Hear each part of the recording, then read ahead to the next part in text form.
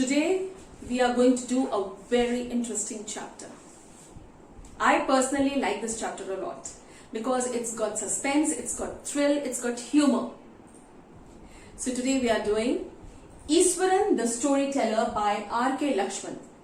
This is for class 9 and this is the third chapter in the book Moments. R.K. Lakshman, you all must have heard about him. The famous cartoonist and humorist. He just expired 5 years back in 2015.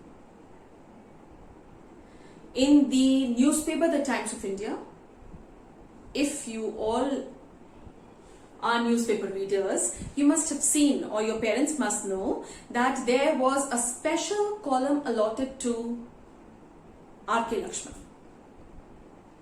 And his cartoons were full of humor or satire. And this story itself is full of thrill, suspense and humor. So let's start.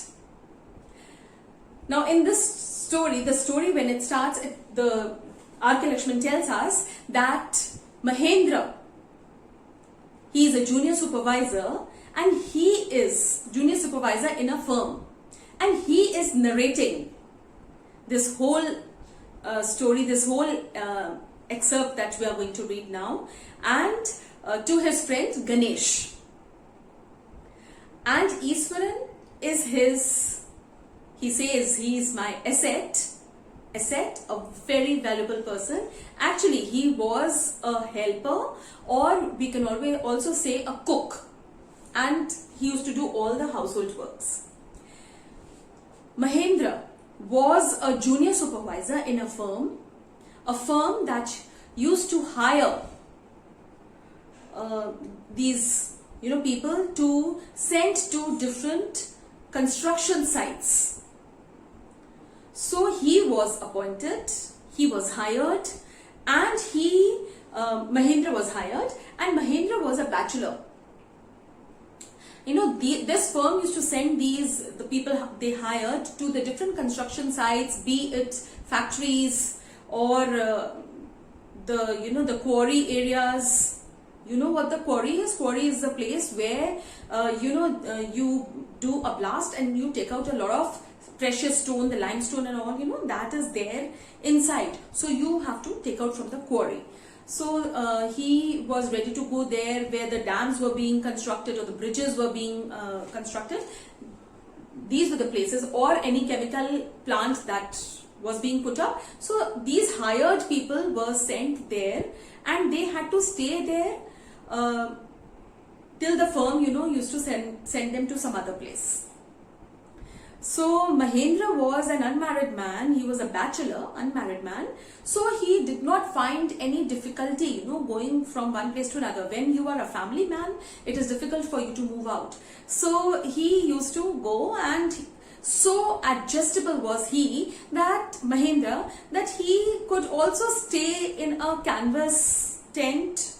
He could, like we put in the, when we do camping and all. So he was ready to stay there in the quarry stone area also, and in an ill-equipped circuit house also he was ready to reside there, because he did not have a family to take along and the facilities to be provided to them, and so he was very adjusting types. The only thing was, his main companion was Easwaran. Easwaran used to accompany him everywhere, without complaining or without questioning. And Easwaran was such a great storyteller. Moreover, he was a cook. He used to cook the food that I told you. He used to wash Mahendra's clothes. He used to tidy up his house.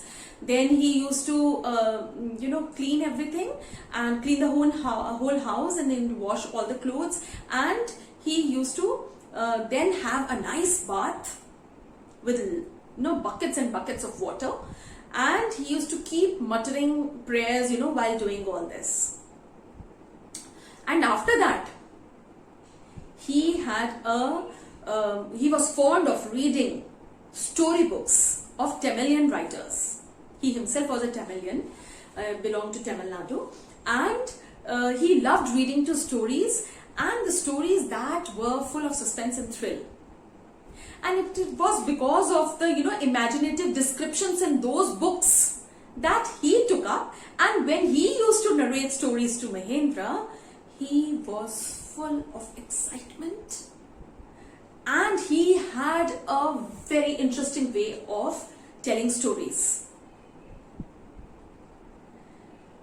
So when Mahendra used to, when he used to go to office, and one more thing, he had, there was a magic all about Iswaran. Wherever they reached, from one place to another, he was, transferred to he had to go to different places, sometimes from near the construction area of dams, sometimes near the bridge area, sometimes when the chemical industry was being put up. So he was sent to different places. But this, Iswaran had this quality that wherever they used to reach, within just few minutes, he used to cook food, and just like a conjurer, he used to produce vegetables and tomatoes and all from where even Mahendra did not know, but he just knew that his food would be ready before even thinking about it. So this was a very special quality in Iswaran. And then the next was, he used to do all the works, that is also great help, but the most interesting was his storytelling qualities. And whenever, he used to tell stories, he had a different expression. He used to move his hands dramatically.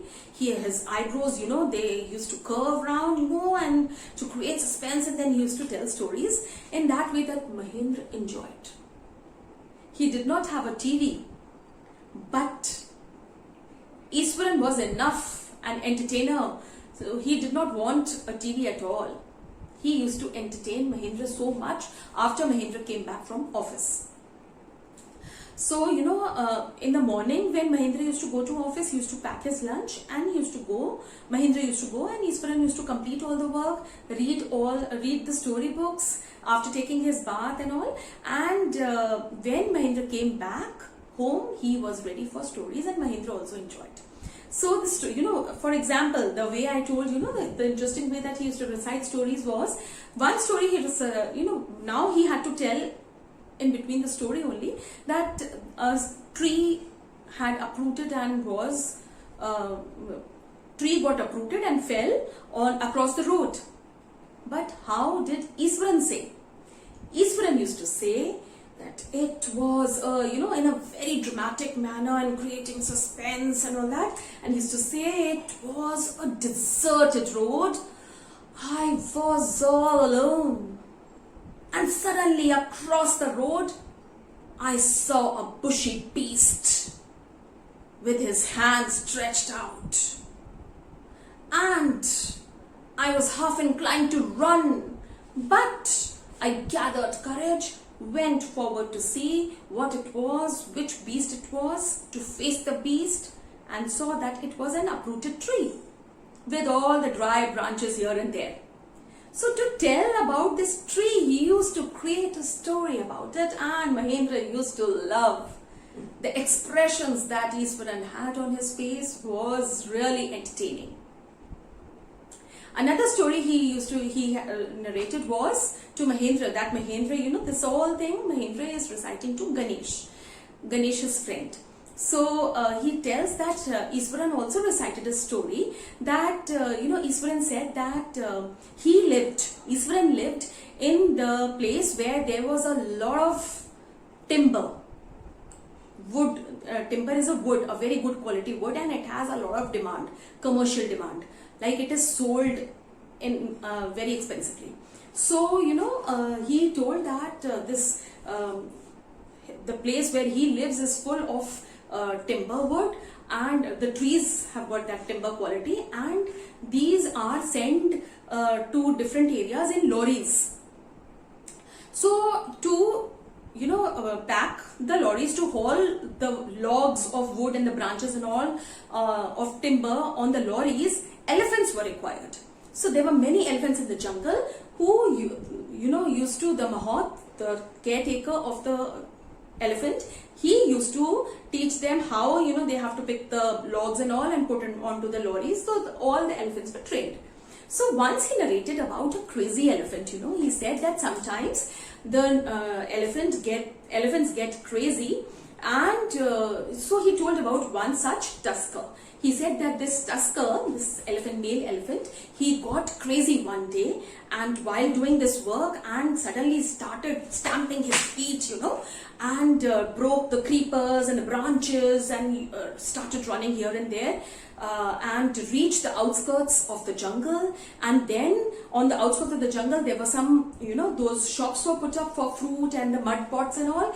He destroyed all of that, and then there was a school across the road. He entered the school, breaking the brick wall. Just imagine, he told about this elephant doing this, who had gone crazy and wild, and he broke the brick wall of the school and entered the school. The children were playing in the playground, and suddenly when they saw the angry elephant enter into the school, and the elephant also trumpeted, the sound they make when they take up their trunk and all. So he very interestingly, Mahendra was engrossed that, oh, this tusker has entered the school, so now what happened? So then Easwaran would continue that everybody ran, all the children ran and moved into the classes and closed the doors and windows, and some of the teachers and all went to the rooftop and some went to the terrace.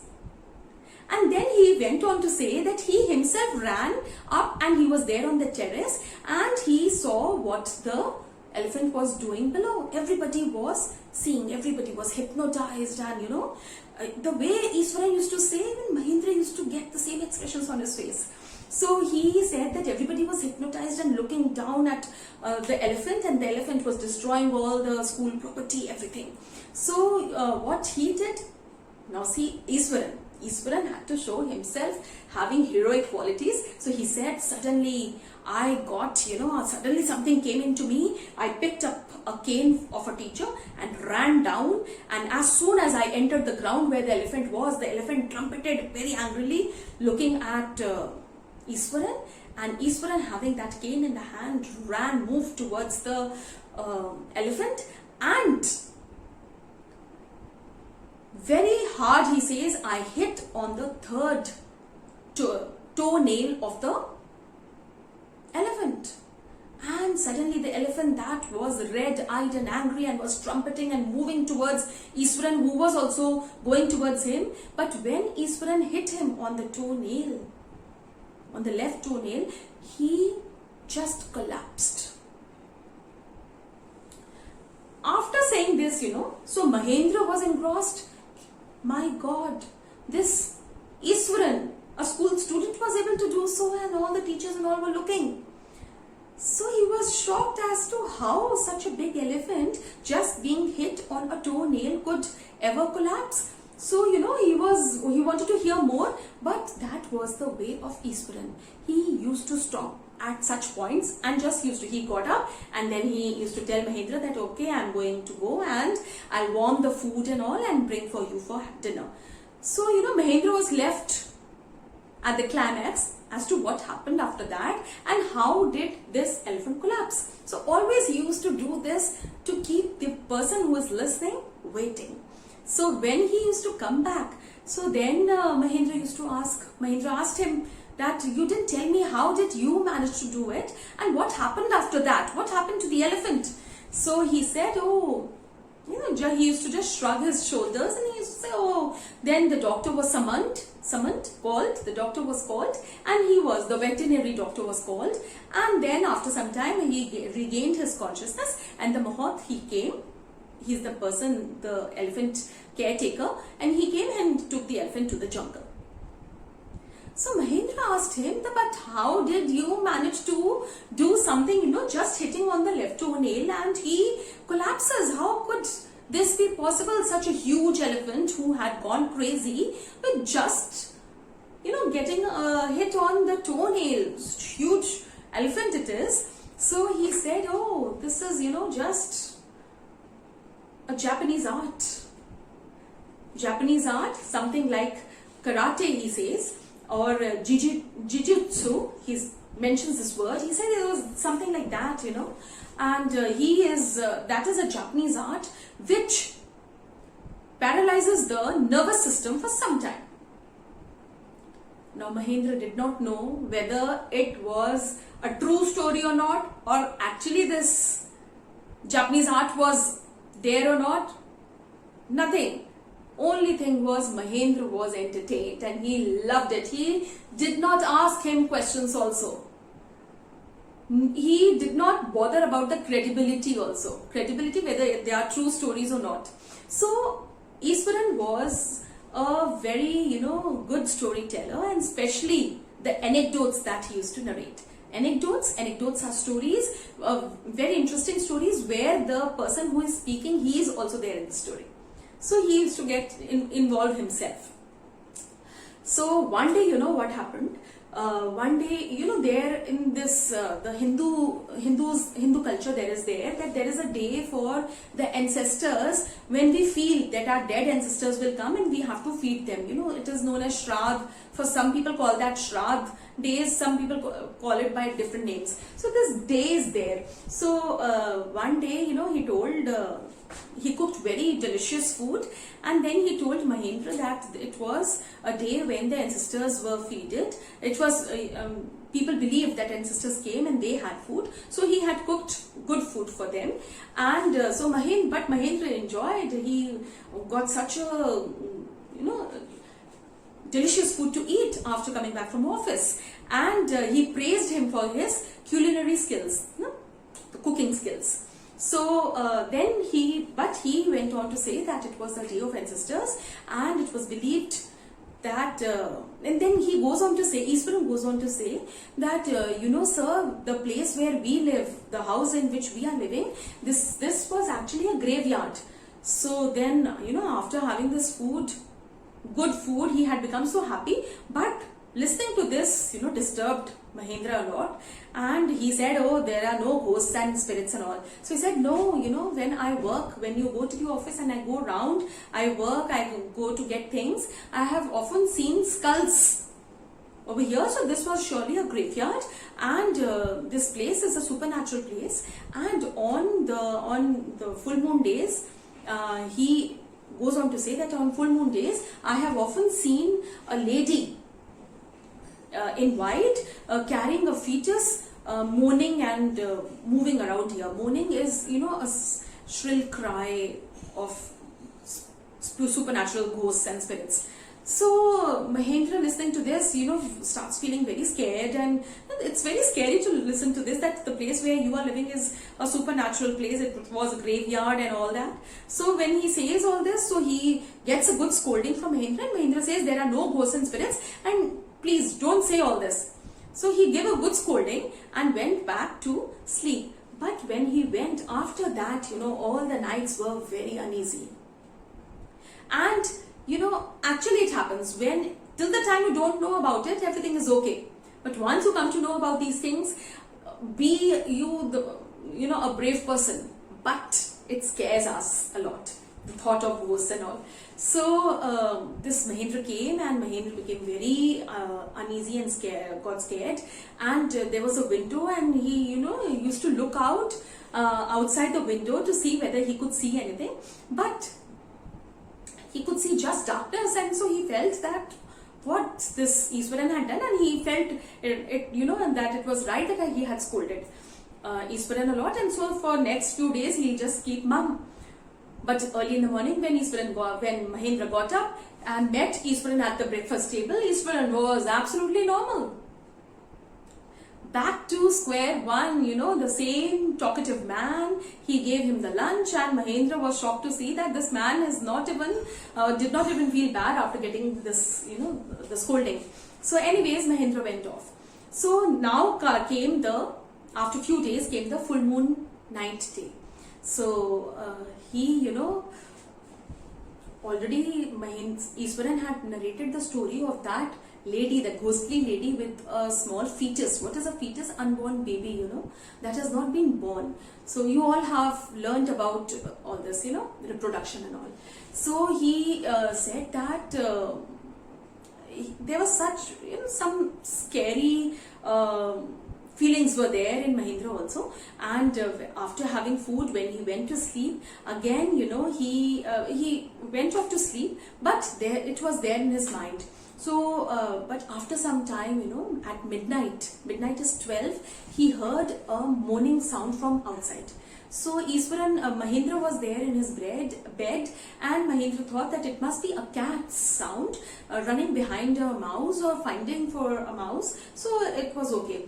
But this moaning sound, this crying sound of a different type, it was very guttural, came from, here the throat. So he felt a little scary, and he got up to look outside the window, and he did not want anyone to look at him. So he crawled down to the window and leaned from the window and just looked out at what it was. And suddenly, not very far off, he saw a cloudy figure with a bundle in the hand.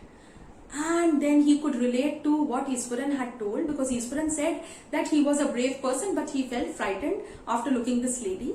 And so he also felt that whether this was the same thing that Iswaran was talking about, and he became very scared and came back to his bed and covered his face with blanket, and started feeling that what had he seen. So then maybe he felt that it was all in his subconscious mind. So it was, just an auto system of our brain that was making him see such things, because it was already there in his mind. We all know about the subconscious mind. One is our normal mind, where we think and do what is correct, what we are doing, what we are learning, what we are what I'm teaching, whatever. And subconscious mind is something, you've heard, and it remains in your brain and becomes active sometime. So he feels that maybe the subconscious mind is making me see this, and then covers his face and quickly tries to sleep and sleeps. Early in the morning, when he goes to the breakfast table, so this Iswaran is there, and he hands home the lunch, and then he tells him that, sir, yesterday was full moon night, and I heard a moaning sound from your room coming. So you must have seen the figure that I had talked about. I heard a moaning sound coming from your room. So your room means even maybe Mahendra must have moaned after that. So Mahendra got very angry at Iswaran, and he did not know whether actually he had seen, or whether it was Iswaran outside trying to frighten Mahendra.